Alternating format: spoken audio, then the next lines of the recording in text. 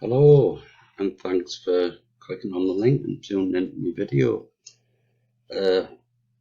Strange one, this one, because it's a full video and nothing at all to do with mudflood. Oh, it's about my hometown of Stockton-on-Tees. Now, what I'm well aware of, I mention a heck of a lot in videos and when I'm talking to people, is the official narrative of things. And how what started off with me was a Google Earth image turned into a 7-year project with the financial backing to change the official narrative of Stockton history books. And what this is basically about is how I was stuffed, basically. There's no way at all that the authorities that be was ever going to let this project, wasn't going to be allowed to go ahead. And I'll explain it as I go along. Right, the main thing that I want to talk about, if me thing will move on, is my hometown. It's Stockton-on-Tees. It's a lovely little town, has a nice river, has what used to be a famous high street, not very famous now. But the thing I want to talk about is this place, Stockton Castle. Now, as a kid of 14, I'll just go very quickly into this. I'd already developed an interest for Stockton history. I had my first metal detector. I'd done my first Victorian dump dig by then. My dad was really keen on Stockton history as well, and what he told me about was Stockton's two castles. One castle that was the garrison down by the river, and the other castle, which is referred to as Hugh Pudsey's manor house. Now, Hugh Pudsey was the Bishop of Durham, and I believe he built his manor house in 1154, but I'll get on to that in a bit. And that was the last I thought of it for quite a number of years. My history was all about digging things up and, rubbish dumps and that type of thing, not reading books. So I never thought no more of it until many years later. This picture here is what started it all off. The second, I took custody of my son when he was 12, and I was forced basically into having to have a bloody computer in the house, which I didn't want. And one of the first things that took me interest was Google Earth. And I came across this image in a field near me, Google Earth. Now, instantly, when I saw this, it went back to what my dad said about the second castle, Hugh Pudsey's manor house. Bloody big fortified thing it was. But what it also says in the description of the history books is that there was a chapel that ran alongside the manor house, which was the same length but half the width. And I thought, bingo. And that started me off on a 7-year quest. Very, very shortly after seeing this image, I downloaded it, I printed off the image and went cap in hand to the landowner to see whether he'd let me go onto his land. But before I'll talk you through this, I'll get into Stockton and Stockton's castle. Now, this is the town of Stockton. You have your lovely river. This is the size of the castle site, so they say. The only proof for this castle site, on the ground proof, is there's Tower Street and there's Moat Street. Now, before I move out of the town, I want to point out a couple of things about this site here. Before this shopping centre was built, there's a hotel on the end here. Stockton used to be a very busy port in its day. When all the old dockland was flattened and they were building all this lot, an archaeological survey had to be conducted. Now, that was conducted in 1965. I was only 2 years old at the time. But when I started getting interested in this project, Tees Archaeology themselves have been brilliant with me, or they were. They not only give me a copy of the archaeological report from this dig, but they also put me in touch with the lead archaeologist. And I had many conversations with him at the time. And what I said to him was the castle, the manor house that they talk about, and the size and its splendour during the archaeological dig, there was nothing at all whatsoever to prove the existence of such a building. Now, the archaeological dig did not prove that there was a castle there of any sort or description. They have a few artifacts, which are a few bits of pottery, and I think a few silver hat pins, if I remember correctly. I've got the archaeology report here. But the reality about this castle down by the river is there's no proof that it's actually there to start off with. And that is up to present day. That was the only archaeological dig in 65 that's been done on the site up to present day. So there's no proof of the existence of that. Let's say the Stockton Castle, there's two clear descriptions when you go back into the history books. There's what they call this area down by the river in the Surtees volumes, which are sort of like the blueprints of Stockton. It was reported by Robert Surtees that this building down here was nothing more than a small garrison, and it never came under siege, which, when you look at the glossy book narrative of Stockton Castle, the manor house, it came under siege a couple of times when the Scots came down and invaded. And what they've done over the years, they've blurred the two clear descriptions, one of the garrison and one of the bishop's manor house, and they've blurred it all into this thing down here, which is totally wrong, totally inaccurate. And there's no archaeological evidence, even today, to back up that there was a castle on the site at all. Right, I'll move on from there. They say this is the bishop's castle, right? Here, you have what you call Bishop's Landing, because they had a bloody big galleon built. They used to sail up and down the Tees or wherever he used to go to. Now, bearing that in mind, his castle's just here. So why would he build his landing up here? I've asked the archaeologists this, and they say, oh, well, it's because of the bend of the river. He couldn't get his big boat round the river, which is, rubbish. But you see, as I've shown down here, you've got Moat Street, you've got Tower Street, that's it. From the Bishop's Landing here, you have Bishopton Avenue. Bear in mind the bishop's name. You get onto the High Street then, you go along the High Street, and the road that leads off the High Street out of town is Bishopton Lane. Now at this corner here, Bishopton Lane changes from Bishopton Lane to Bishopton Road West, because that's where this road comes out, west of where I say the Bishop Manor House is. Now, this makes no sense. You see, roads are usually named after things, and this makes sense. Bishop's Landing, Bishop Street, Bishopton, Bishop leading up to Bishopton Road West.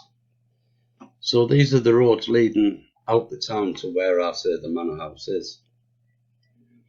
Right, during the time when this manor house was built, Stockton was impassable several times of the year, mainly during the winter months. And by what I mean is, the bishop's got his pad up, his cathedral in Durham.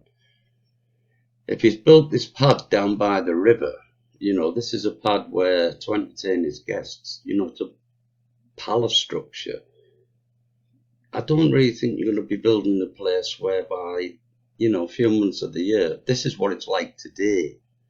It would have been a lot worse. And it does actually state in the history books that the fact is that going back in medieval times, Stockton was could be cut off for a couple of months at a time, because coming down from Durham, you've got to cross this beck.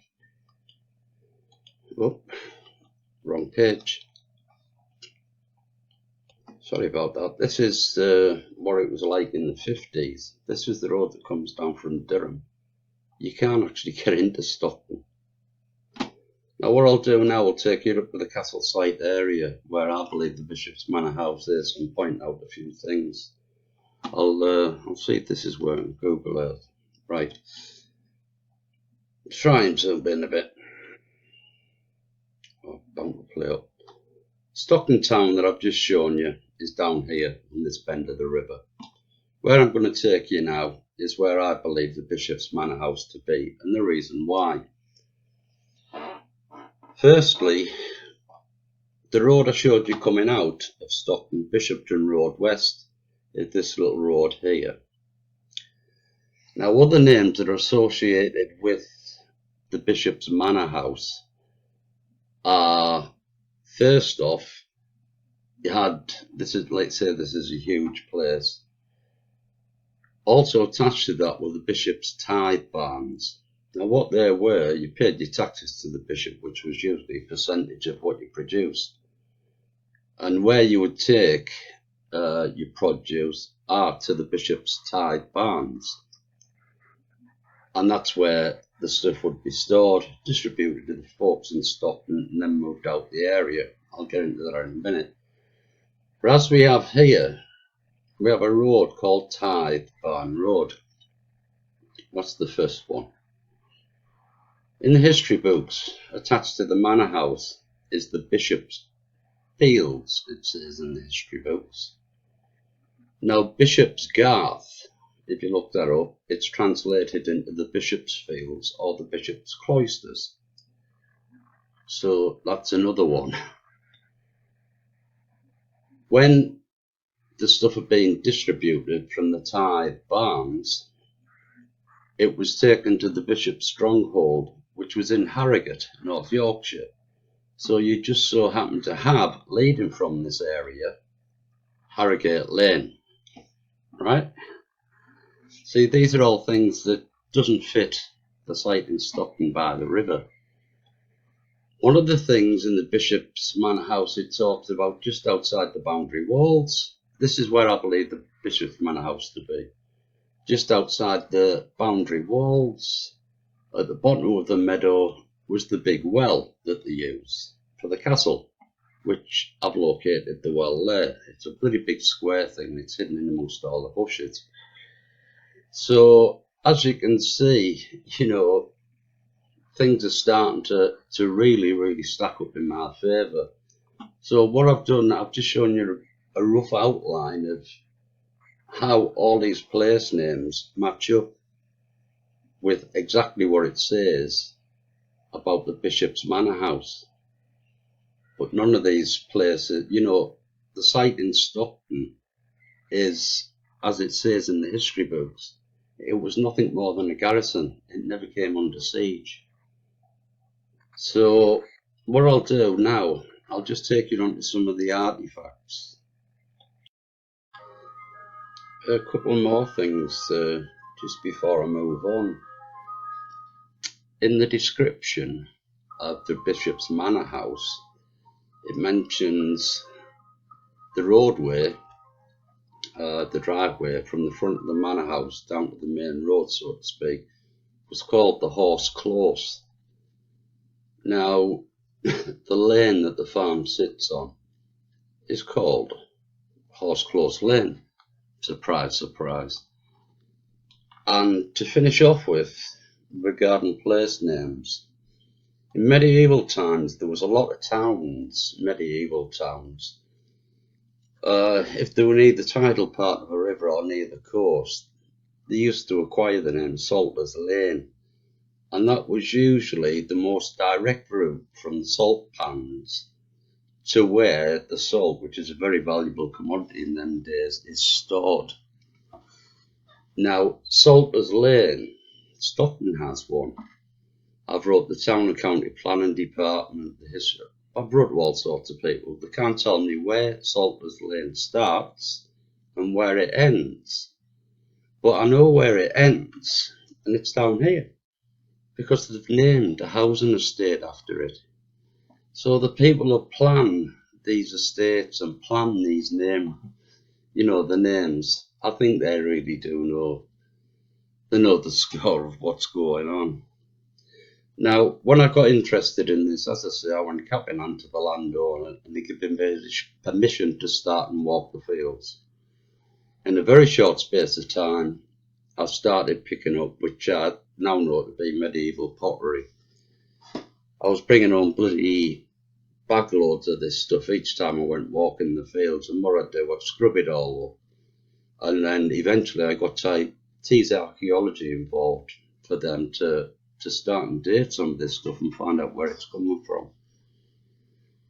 Now, the thing that blew me away first off was, I believe it was 1154, the manor house was built upon or occupied by this Bishop Hugh Pudsey. Most of the pottery that I have is early medieval pottery that dates between 1150 1160, right bang in where I say, you know, the manor house was built, the time frame it was built. Now, as I started gathering more and more information, my son, who used to go to this school here, Bishopsgarth School, which is just out the picture here, he spoke to his form tutor, who then in turn spoke to the headmaster. So when I went up for the first parents and teachers meeting, I was jumped on by the headmaster because he was very interested in what I was doing. And he'd been a headmaster at this school for quite a few years, and he'd looked into all these work, the Bishopsgarth and the Tithe Barn and Harrogate Lane, and he'd come up with the same conclusions I've come up with. That this was indeed the Bishop's Manor House. Now, the manor house itself won't be much bigger than the footprint of that where it stands in. Now, I've got to say first and foremost, before I go any further, in 1648, I think it was, everything to do with this manor house was stripped out and sold off, stripped out right down to foundation level. It's documented many times in Stockton history about this. So the only things you're going to find on a site like this are artifacts. You ain't going to find walls or anything like that. So getting back to this school, the headmaster was that interested, and I took some artifacts. I told him about some artifacts I had, and then I made a visit to go and see him and show them. And he asked me if I consider showing some of them off, and I said, well, yeah, if you've got a case I can lock up. And you know, the bloke went out and bought spent £750 on a display case for me. And for the period of 4 or 5 years, I had like a small museum display in there.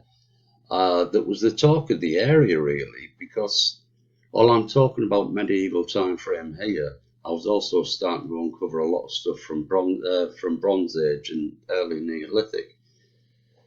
So, cutting a very long story short, T's Archaeology, any archaeological department, they don't have money to fund digs like this. They're certainly not going out the way to chase after one person's speculation. However, like I said, they were brilliant with me. I first applied the time team because by this time you're talking, I've got 1,000 shards of medieval pottery, you know, and that's after the first 2 seasons. I must have, I don't know, 2,000 shards now.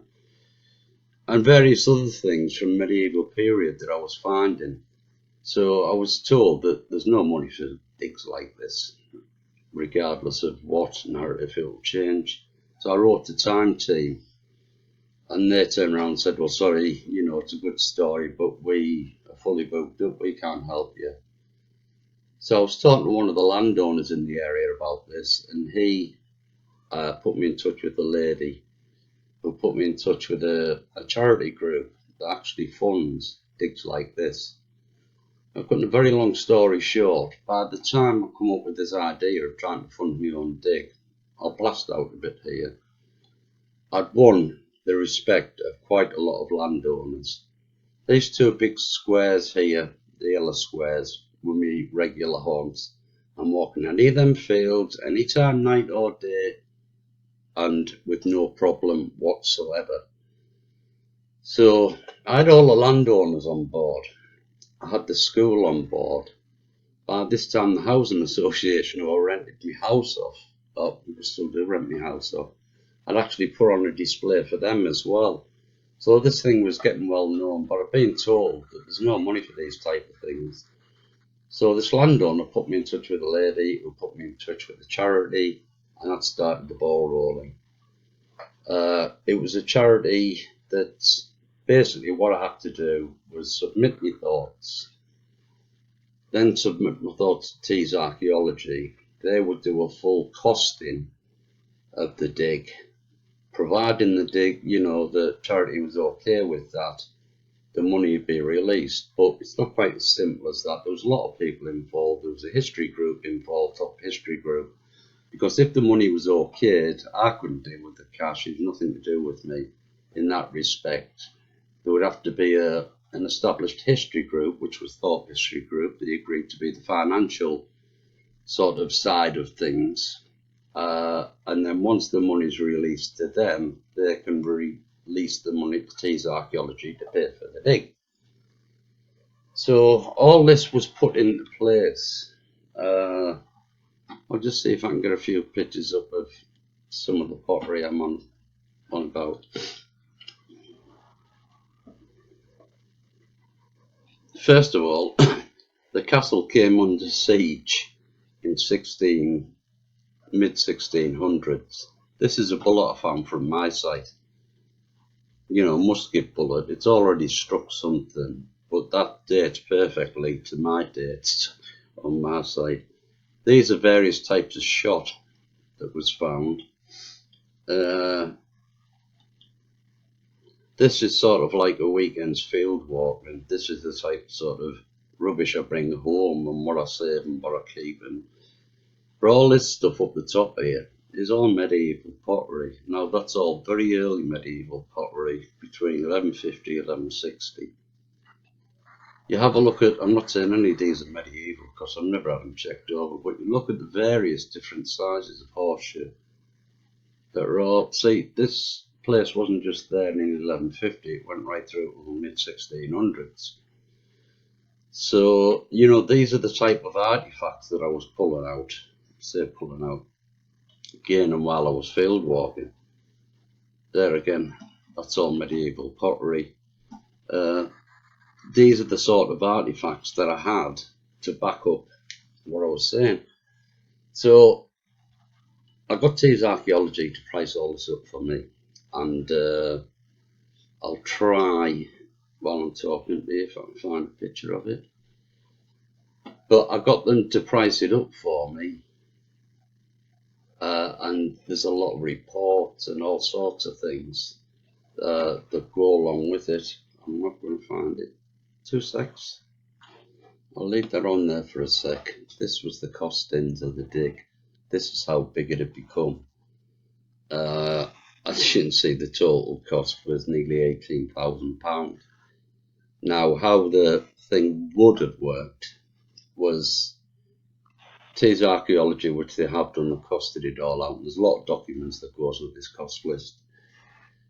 They sign off on it. It goes back to the charity. They sign off on it. The money goes to the history group, who then pay Tees Archaeology, who then go ahead and organise the dig. Now, this is where things really started to get pretty shitty, because this costings had all been done. I was waiting for a signature. Let's go back to that bullet, back to medieval stuff. I was waiting for a signature of Tees Archaeology for this to go ahead. Now, I got a visit 3 weeks after they had the paperwork telling me Plan B. And I said, well, what the hell do you mean Plan B? And they turned around and says, well, funding or costing a dig like this, if for any reason you couldn't get on the land or whatever, we need to have a Plan B. Now, a Plan B, I thought, well, if we go back onto this image, a Plan B, if I can't get onto the land where this castle is, don't forget I've got permission of the landowners who are all on board all around this area here, right? So if there's anywhere in this area I could have redirected the dig to, but that's not the Plan B they had in mind. What they'd already decided, the Plan B would be a dig of their choosing. The dig of their choosing had already been discussed with the Historical Society, who I'm not a member of, though didn't know anybody from the society. They'd already had a meeting and decided if this dig doesn't go ahead, that everything will be focused way up here somewhere on some Roman road that goes across some landowner's field.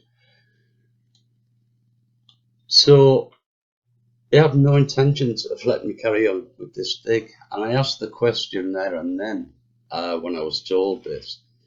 I did ask, I said, what happens if I agree to this second dig? What happens once the money's released? And I was told that once the money's released, you have no say in the dig whatsoever. Where the dig takes place, what happens during the dig, basically, once we've got your money, we will use it for whatever purposes we want. I wasn't told that, but that's exactly what I was told, if that makes any sense. I wanted to change the narrative of the town because I wanted to prove the importance of this land here. Now, the thing is, I've just talked you through all this evidence here. I've talked about, the museum displays in the school. I've talked you through all the artifacts that I have. None of the historical departments have any artifacts at all for the castle down by the river. See, all this big area, the Bishop's Garth and the barns and all the rest of the stuff, they can't fit into that site by the river. It just doesn't fit. So, really, I'll wrap this up for now and say that after all I've done, the dozens and dozens upon people that were involved, and the landowners that were involved, and the history societies that were involved, and the school and everybody else, there was no way at all they were going to let me carry on with that dig in the first place. The second I'd signed to say that I agree with their second dig, not my second dig, nothing at all to do with the medieval period that I was interested in, it was good night Vienna. I basically told them to stuff it because I know, and I found out later, really, that there was no intentions. They wanted the money for a dig, but then the money would have been redirected into another project. And this area where I claim Stockton's manor house to be will never have been proven. And as to date, it hasn't been proven. I've got all the artifacts, but you need a dig. And there's no way at all that I'd ever get permission like that again. So it's not really just the funding that, that chance would never come along again, but it's also I don't know, in a sense, respect you lose. I had all these landowners on board, and, T's archaeologists had been up to see the actual landowner up here, and there was all these people involved, and really, at the end of the day, there's no way at all that they're going to allow somebody like me to change that narrative of what Stockton Castle is and its history. Because for somebody like me to break this down, one of the history departments and archaeology departments and all the rest, these professional people, nobody's, managed to put two and two together really. And even today you can go on to, various websites and it tells you the history of Stockton Castle. And it does mention it doesn't mention in a separate context, but you have the Bishop's Manor House, which was built on the slopes, the northern slopes, leading down to the River Tees, where that thing down by the end of the High Street on the river, there's no slopes leading anywhere. It's on it's on the mud flats of the river. There's so many things I could go on for an hour or two, really, of things that don't add up with the official narrative of this site and what I've been able to find. After, once this has happened to me, I lost interest in medieval, but one of the things while I was field walking all these fields is something that I came across a lot, and that was flint material. Now, I kept these bits of flint to one side, and when these archaeology come round to evaluate pottery, medieval stuff, I started to realise I had quite a lot of flint material. I'd got one or two flint tools amongst with the flint waste. So after not being able to change the official narrative and the letdown I had with this bloody 7-year project, I thought, well, at least I can try and add to the history of the town. You know, this is unearthing something that really should never have been lost. Where the next project I moved on to, I've loaded up a bit further. As I mentioned about the museum display I had in here, I had a lot of flint material on display as well. And 95% of it comes from this little area of land here. Yeah. Now, the first flint material I started to get out was when I was busy around this area. When I moved down into this area here, you listen to your time team and programs like that, their narrative. A field like this one really should be in the record books, because I've seen them get very excited on time team where they found a field that maybe has 2 or 3 timelines in the same field. Now, this field here, you have your heavy duty medieval pottery, which I believe the kitchens will link down here somewhere, which has come from the manor house. You have Bronze Age artifacts, but then you start going even further back in time to Neolithic and Mesolithic artifacts. And I won't put it on this video, I'll save it for another video. But needless to say, all what I was saying and tried to prove about this was completely ignored, and now there's plans to build houses on there. But that's for our next episode anyway. So thanks for watching this video. You know, it's actually something that used to be very close to my heart, this area.